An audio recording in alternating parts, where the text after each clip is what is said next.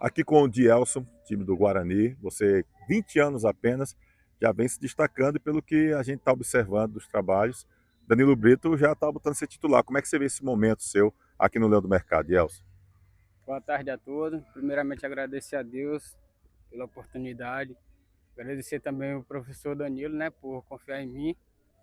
E fico muito feliz de estar vestindo esse, essa camisa tão pesada. E eu vou me entregar ao máximo, né? Vou dar meu máximo para honrar essa camisa até o fim. Cara, você está jogando de atacante, mas a gente tem informação que você também joga de volante. Qual é a preferência sua assim para atuar? É, também faço lateral esquerda, né? Tô aqui para ajudar, né? O que precisar, vou estar sempre ajudando. Independente da posição, se é volante ou se é atacante, eu sempre vou estar aqui para ajudar. Lá no Campeonato Paraibano parece que você está jogando mais de volante. E aqui parece estar agradando aqui o técnico como atacante, hein, cara? Lá eu também fiz umas partidas de como volante também, fui bem, graças a Deus, e também de atacante. Ou seja, o importante é estar no time.